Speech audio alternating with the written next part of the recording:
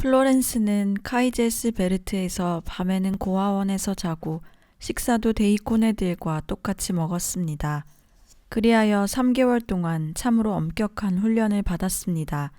그러나 이렇게 즐겁게 지내고 있으면서도 플로렌스는 집안 식구들의 슬퍼하는 얼굴을 생각할 때마다 스스로 무거워지는 마음 때문에 몹시 괴로워했습니다.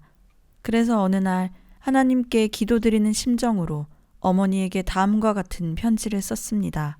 만약에 어머니의 미소와 축복을 받을 수 있다면 카이제스 베르트에서 저의 생활은 얼마나 행복하겠습니까? 단 한마디 어머니의 말씀을 듣고 싶습니다. 너의 마음속에 있는 하나님의 목소리에 따르라는 그 말씀을. 플로렌스는 카이제스 베르트에서 병의 종류와 그 간호법을 배웠습니다. 많이 부족했지만 그 당시에 영국에서는 이 정도의 간호법을 가르쳐주는 데가 한 군데도 없었습니다. 플로렌스가 카이제스 베르트로부터 돌아온 지 또다시 1년이라는 세월이 지나갔습니다. 플로렌스도 이제 32살이나 된 숙녀가 되었습니다. 아버지는 플로렌스의 일 때문에 집안에 불화가 일어나는 것을 더 이상 참을 수 없었습니다. 차라리 플로렌스가 말하는 대로 무엇이든 일이나 시켜보자, 또 사업을 한다면 자본도 되어주자 하고 생각하게 되었습니다. 이렇게 하여 플로렌스는 자신의 뜻을 세운 지 11년에야 박의 사업에 몸을 바쳐도 괜찮다는 부모님의 허락을 얻을 수 있었습니다. 참으로 오랫동안 참고 견디며 기다려온 인내요, 집념이었습니다. 플로렌스는 그제야 안도의 숨을 내쉬었습니다. 그리고 이번에는 파리에 있는 천명관 수녀들의 일을 구경하려고 생각했습니다. 그렇지만 천명관은 가톨릭이기 때문에 종파가 다른 사람은 들어갈 수가 없었습니다. 그래서 플로렌스는 특별히 부탁해서 후보생이라는 이름으로 그곳에 들어가게 되었습니다. 천명관은 돌보는 자매라는 단체로서 병원과 고아원과 기아원을 경영하고 있었습니다. 그런데 플로렌스는 천명관에 2번이나 찾아갔지만 한 번은 할머니의 병원 때문에 돌아왔고 2번째는 심한 감기에 걸려 고생을 했습니다. 이러한 사연으로 천명관에서는 별로 공부를 하지 못했습니다. 그러나 감기에 걸려 누워 있었던 덕분으로 그곳에 친절한 수녀들의 성의가 깃든 간호를 받았는데 이것은 후일에 오히려 좋은 경험이 되었습니다. 수녀들은 돈과 명예를 위해서가 아니라 다만 한결같이 하나님의 뜻을 따르기 위해서 아픈 사람들을 돌보아주고 갈 곳 없는 사람들의 마음을 위로해주고 있었습니다. 플로렌스는 독일이나 프랑스에는 이렇게도 아름다운 봉사단이 있는데 영국에는 왜 하나도 없을까 하고 혼자 깊이 생각했습니다. 그리고 곧 영국에다가 바로 이러한 단체를 만드는 것이 곧 나에게 주어진 일이 아닌가 하고 생각하게 되었습니다. 영국에서는 자선병원의 감독이라는 일이 플로렌스를 기다리고 있었습니다. 그러나 어머니는 그러한 일보다는 가까운 데에 학교를 세워 빈민학교를 경영하는 것이 낫지 않겠느냐고 반대를 했습니다. 그렇지만 허버트 부인의 추천이 있었기 때문에 반대만 할 수가 없었습니다. 아버지는 반대하지 않았을 뿐 아니라 한 해에 500파운드라는 돈을 내어주었습니다. 이 일은 플로렌스에게 그리 마음에 드는 일은 아니었지만 처음으로 단체의 대표가 되어 자기의 생각대로 병원을 경영할 수 있는 것이 즐거웠습니다. 플로렌스는 무엇보다도 병실의 청결이라는 것을 제일 강조했습니다. 환자에게는 언제나 깨끗하고 새하얀 시트를 주었고 먹는 것도 영양이 많은 음식을 수북이 내어주었습니다. 또한 플로렌스는 간호사들이 2다리가 솜처럼 피곤해져서는 정말 참된 간호 임무를 다할 수 없다고 생각했습니다. 고민 끝에 간호사들이 일일이 병실에 먹을 것을 나르는 수고를 덜기 위해서 계단을 오르내리지 않고도 물건을 나르는 방법을 생각해냈습니다. 물건을 끌어올리는 기계를 설치했고 또는 마실 물을 각 병실로 보내는 파이프 시설을 했습니다. 이러한 성과는 위원으로 있는 여러 귀부인들을 감탄하게 했습니다. 플로렌스는 또 환자의 간호와 간호사의 양성에도 온 정성을 다했습니다. 환자 가운데는 히스테리 환자와 폐병 환자가 많았습니다. 플로렌스는 하나하나 가정사정을 물어가며 곤경에 빠져있는 사람에게는 자신의 용돈을 주기도 했습니다.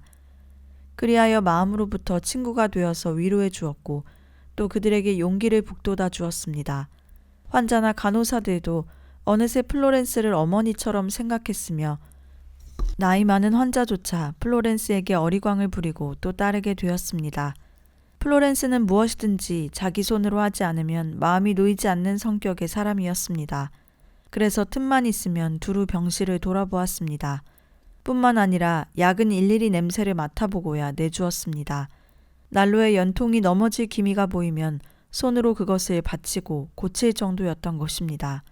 자선병원의 평판은 차츰 높아지고 허버트 부인이나 블레이스 브리지 부부는 플로렌스의 정성에 놀라서 늘 사람들에게 플로렌스 이외에 저 사업을 맡길 만한 사람은 없어 참으로 훌륭해 라고 이야기했습니다.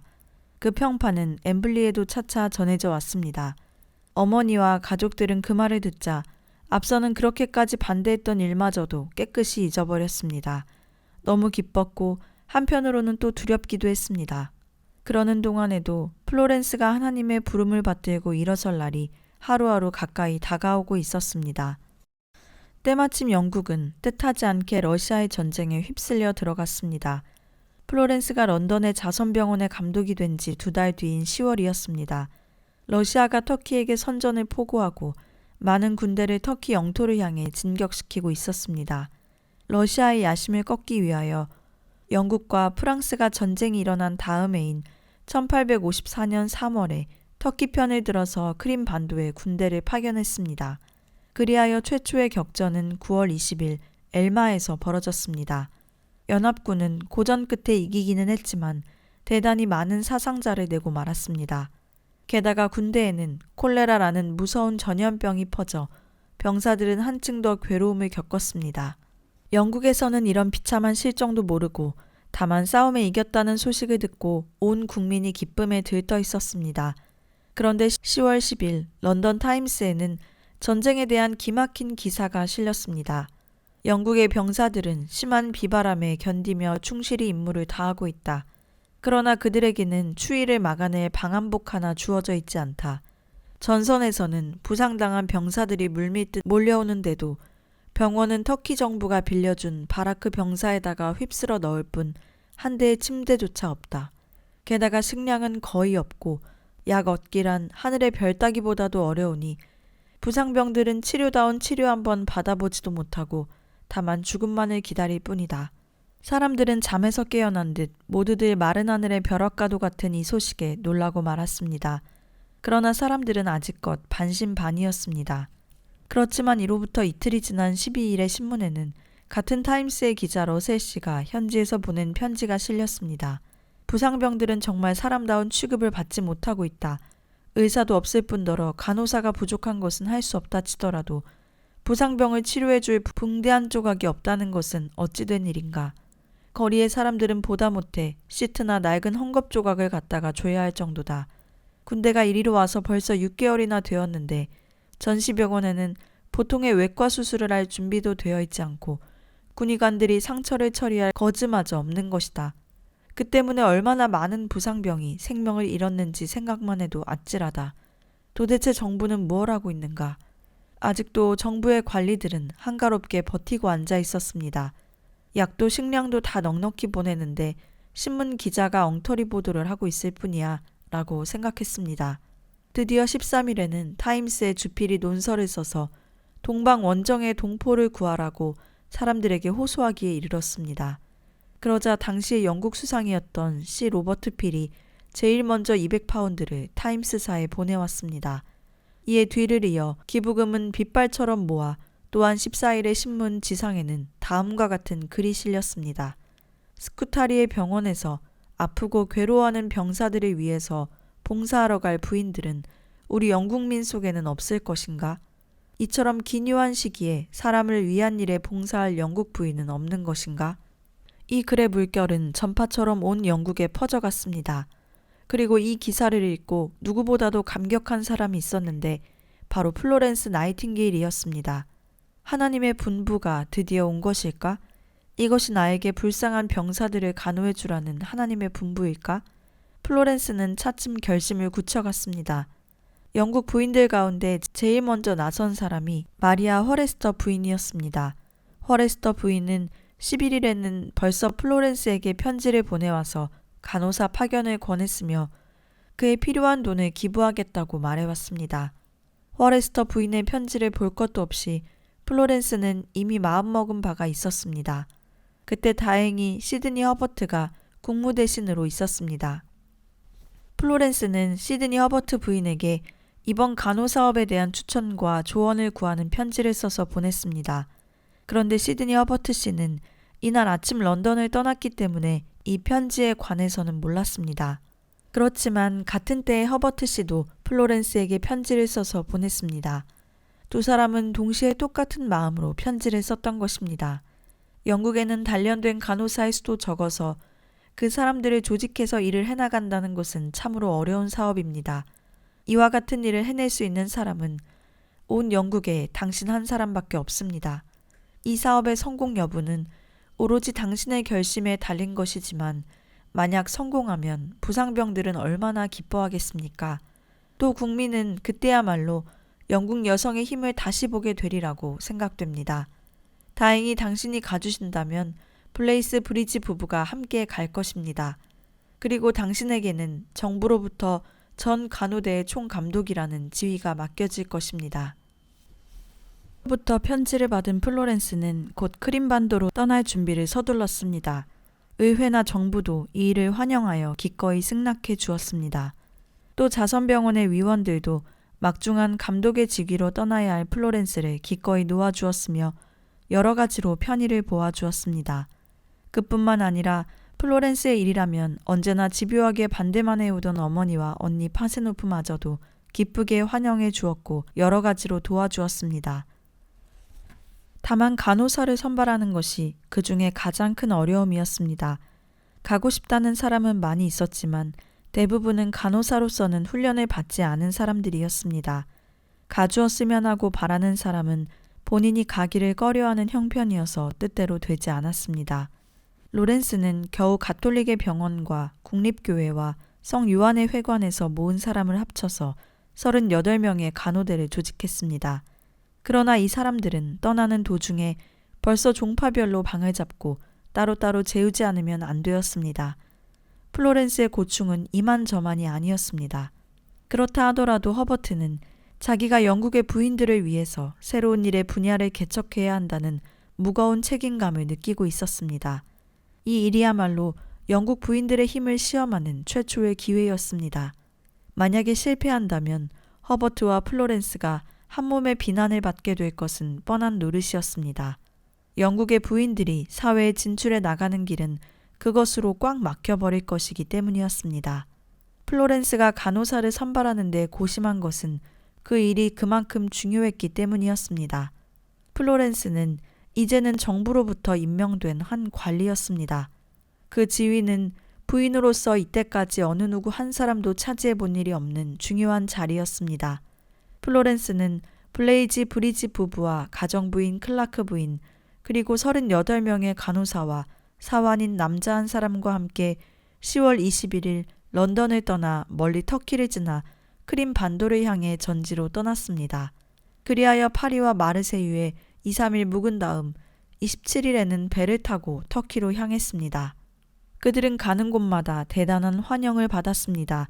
프랑스의 어떤 항구의 거리에서는 어부의 아내들이 뱃머리에까지 찾아와서 일행의 짐을 날라주기까지 했습니다.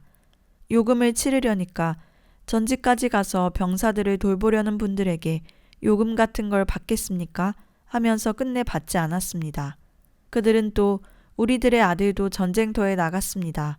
어쩌면 여러분의 신세를 입을지 알아요? 하고 말하면서 격려해 주었고 또한 축복을 보내주기도 했습니다. 여관에 머물러도 마찬가지였습니다. 철도 회사도 또한 무료로 일행의 짐을 운반해 주었습니다. 또한 그 당시 영국에서 신문이라는 신문은 모두 플로렌스 나이팅게일의 기사로 가득 찼습니다.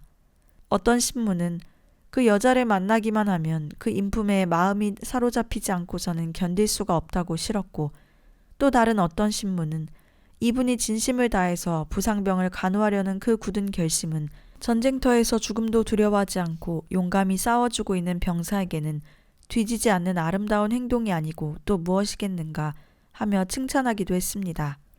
이제는 플로렌스의 이름이 온 영국 안에서 존경의 표적이 되었습니다. 도움이 되는 일에 써달라면서 돈을 보내오는 사람들이 날로 늘어갔습니다. 또 간호사로서 도움이 되겠다고 나서는 여자도 차츰 늘어갔습니다. 나이팅게일의 집 안에는 매일같이 이러한 편지가 수없이 날아들어왔습니다. 그 중에서도 가장 반가운 소식은 상류층에 있는 부인들이 간호법을 배우기 시작했다는 사실이었습니다. 한편 플로렌스 일행은 도중에서 폭풍을 만나는 등 어려움이 많았습니다. 그러나 11월 4일 아침 6시 배는 겨우 콘스탄티노플 항구에 무사히 닿았습니다. 이곳은 보스포루스 해협을 사이에 낀 도시로 서쪽의 해변은 페라, 동쪽 해변은 스쿠타리라고 불렀습니다. 페라에는 프랑스군의 병원이 있었고 스쿠타리에는 영국군의 병원이 4개 있었습니다.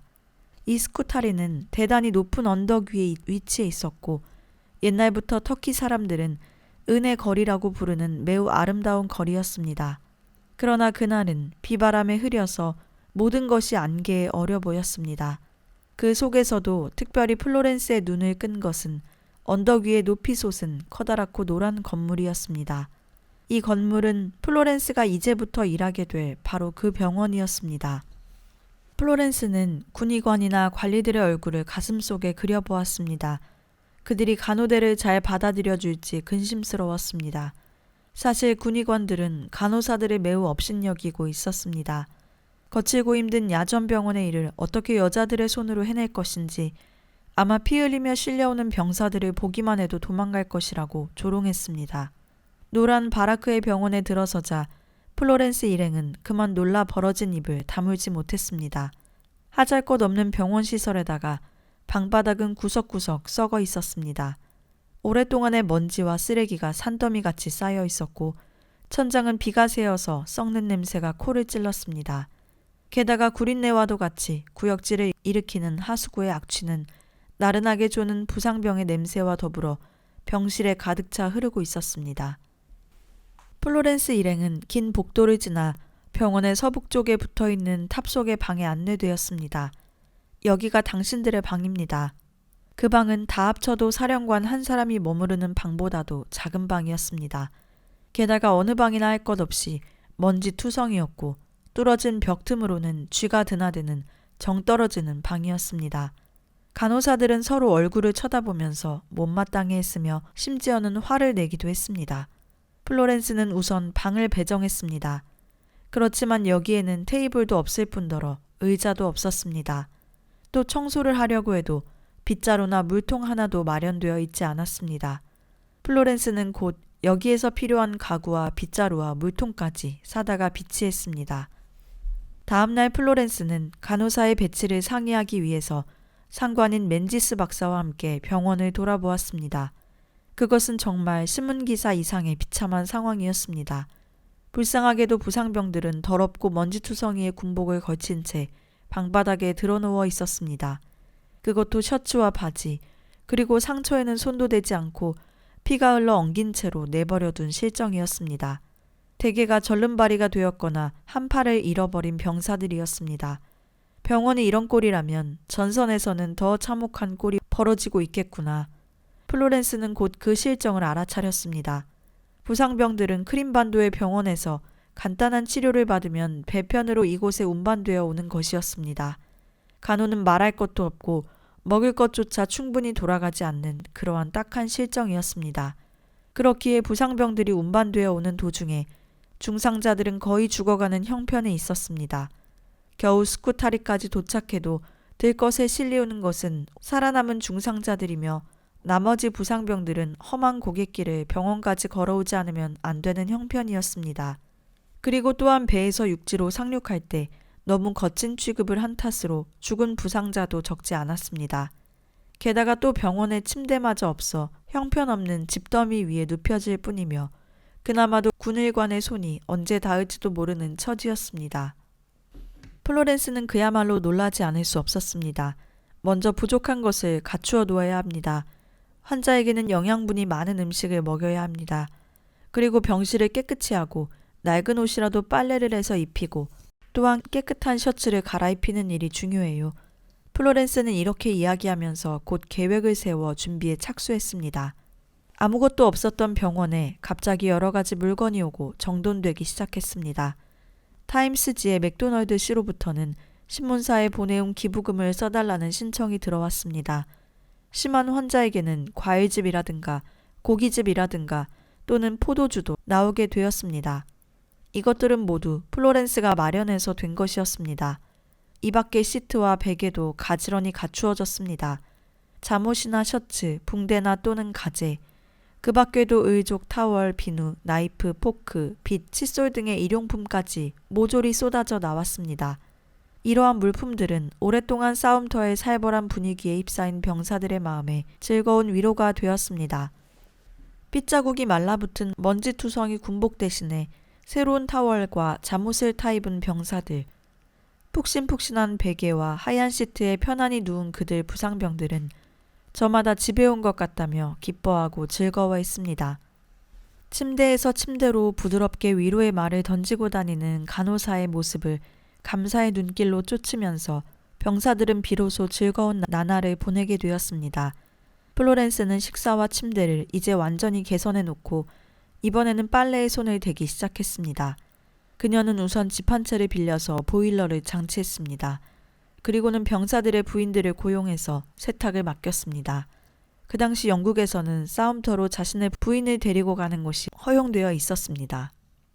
플로렌스는 병풍을 만들어 수술대를 둘러쌌으며 또 화장실을 신축하는 등 부족한 시설을 차츰 갖추어 나갔습니다. 간호대가 이곳에 도착한 날은 때마침 바라클라바의 격전이 있은 뒤였고 또 잉카만 대격전의 바로 전날이었습니다. 그리하여 뒤를 이어 부상병들이 운반되어 들어왔습니다. 전선에서는 겨울을 맞이하여 전염병이 유행되고 있는 데다가 감기와 동상이 겹쳐서 병사들을 몹시도 괴롭혔습니다. 스쿠타리의 항구에는 부상병을 가득히 실은 수송선이 매일같이 줄을 이어 들어왔습니다. 감기와 이질, 동상에 걸린 환자가 눈에 띌 만큼 부쩍 늘어갔습니다. 빨리 필요한 의료품을 보내주십시오. 그리고 병사들에게 입힐 잠옷과 양말도 빨리 보내주십시오. 병사들은 추위에 마구 떨고 있습니다. 어느 날 밤 플로렌스는 허버트 군무대신에게 이와 같은 편지를 썼습니다. 당연히 해야 할 일도 관리들이 규칙을 휘둘러대는 바람에 사무가 늦어지고 부상병을 괴롭히는 일이 이만저만이 아니었기 때문이었습니다. 이런 일도 있었습니다. 플로렌스가 주문한 셔츠 27,000벌이 그날 아침 본국에서 도착했습니다. 병사들은 벌써부터 추워했기 때문에 플로렌스는 곧 사무실에 가서 짐짝을 풀어헤치려고 했습니다. 그러나 관리들은 회의를 거치지 않고는 짐을 풀 수 없다고 하였습니다. 아무리 플로렌스가 부탁해도 허락해주지 않았습니다. 병사들의 목숨과 규칙 중 어느 것이 더 중한지 정말 모르겠어요. 플로렌스는 화가 나서 견딜 수 없었지만 꾹 참고 될 수 있는 대로 빨리 풀도록 해주세요 하고 공손히 부탁하고 돌아왔습니다. 그러나 셔츠는 2주일이 지나도 배급되지 않았습니다. 플로렌스는 할 수 없이 셔츠를 사서 병사들에게 입혔습니다. 그렇지만 이런 일이 있은 후부터 플로렌스는 2번 다시 결코 회의를 기다리는 일 없이 얼른 짐을 풀어 그 안에 든 것들을 나누어 주기로 했습니다. 관리들은 화를 내어 보기도 하고 짜증을 내기도 했지만 어떻게 할 도리가 없었습니다. 그리고 이러한 처사는 부상병들에게 당장에 꼭 필요한 것들이었습니다. 군무 대신 허버트도 진작부터 이것을 알고 몇 번이고 지금은 전시니까 무슨 일이든지 재빠르게 하잘 것 없는 형식에 구애받지 말고 처리해야 할 것입니다. 이렇게 공문을 병참감에게 보내기도 했지만 오랫동안의 습관에 젖어 굳어진 관리들의 머리는 그 후에도 그리 손쉽게 고쳐지지 않았습니다. 그리고 또 본국에 있는 관리와 이것을 받는 관리 사이의 연락이 능률적으로 되지 못했기 때문에 붙인 짐이 다른 데로 가버린다든가 목적지에 정확하게 도착하지 않는 폐단이 있었습니다. 이것은 스쿠타리에 많은 물품을 받아서 보관해 둘 만한 창고가 없었기 때문에 생긴 폐단이었습니다. 플로렌스는 곧 여기에 착안해서 창고를 만들어 쓰도록 했습니다. 그런데 어느 날 갑자기 크림반도로부터 많은 부상병들이 후송되어 온다는 소식이 들어왔습니다. 병원은 지금 있는 부상병으로도 꽉 차서 한 사람도 더 수용할 수 없는 형편이었습니다. 그렇다고 해서 부상병을 그냥 내버려 둘 수는 없는 노릇이었습니다. 관리들은 갈피를 못 잡고 우왕좌왕할 뿐이었습니다. 플로렌스는 병원 안에 거칠어질 대로 거칠어져 그대로 내버려둔 한 채의 건물이 있는 것을 생각해냈습니다. 물론 독충과 쥐들이 우글거리는 곳이었습니다. 그러나 그 건물이라도 수리만 하면 500명 가량을 수용할 수 있는 침대를 들여놓을 수 있다는 것을 알았습니다. 그러나 관리들은 플로렌스로부터 그러한 설명을 듣고도 그것을 수리할 결정을 좀처럼 내리지 못했습니다. 책임을 지고 일을 했다가 자칫하여 실패하면 모처럼 얻은 지위와 명예가 하룻밤 사이에 날아가 버린다는 것을 생각하니 두려웠던 것입니다. 병원으로 수리하려면 우선 병원 책임자가 런던의 군 총감에게 청원서를 내야 했고, 총감이 그것을 다시 육군성에 문의하고, 육군성에는 병기성에 그것을 돌리고, 병기성에서는 다시 재정성에 허락을 얻어서 도장을 받으면 비로소 육군성에서도 총감에게 수리를 허락한다는 명령을 내리게 되어 있었습니다. 그러나 이런 일을 하고 있는 동안에 중상 입은 부상병들은 다 죽어버릴 것이었습니다. 그리고 또한 크림 전쟁도 이미 다 끝나버린 뒤가 될는지도 모르는 일이었습니다. 플로렌스는 거기서 굳게 결심을 했습니다. 그리고는 곧 공사 인부를 고용하여 건물을 병실로 수리했습니다. 물론 그 비용은 모두 자신이 부담했습니다. 그 덕택으로 500명의 부상병들은 무사히 그곳에서 치료를 받을 수 있었습니다. 만약 플로렌스가 이러한 결단을 내려 수리를 하지 않았던데 그 부상병들은 다 죽었을 것입니다. 나중에 이러한 사실들이 모두 육군성에 알려져 플로렌스는 공사 비용에 쓴 돈을 도로 받게 되었습니다. 뿐만 아니라 정부로부터 대단한 칭찬을 받았습니다. 플로렌스의 이와 같은 용기와 재빠르고 정확한 판단은 모든 일마다 훌륭한 솜씨로 처리되어 나갔습니다. 그리고 또한 귀중한 500명 부상명의 목숨을 구해냈습니다. 그러나 이러한 일은 사실은 플로렌스가 할 일은 아니었습니다. 플로렌스가 정부로부터 받은 직명은 터키에 파견된 전시병원 간호사의 총감독이었습니다.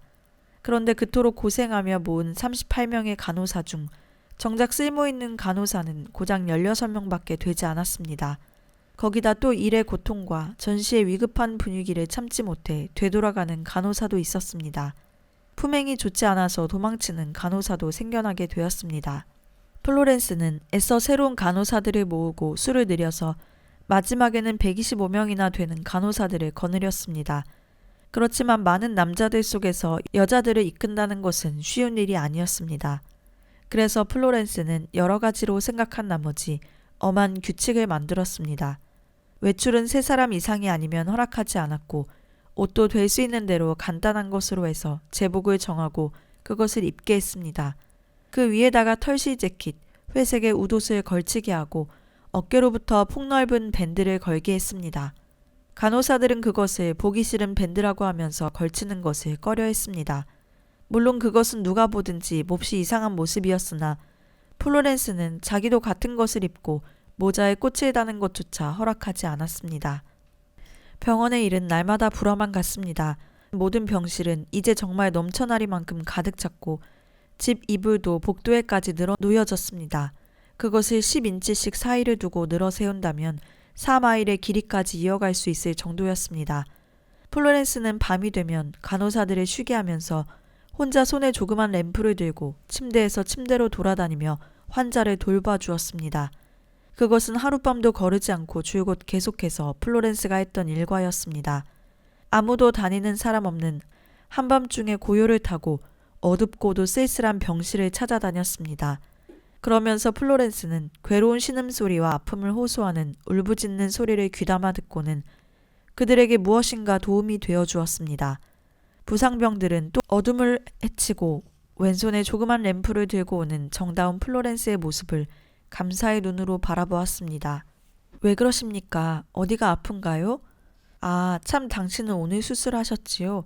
내일이면 아픔은 싹 풀어질 거예요. 낫기만 하면 고향으로 돌아갈 수속을 해드릴게요.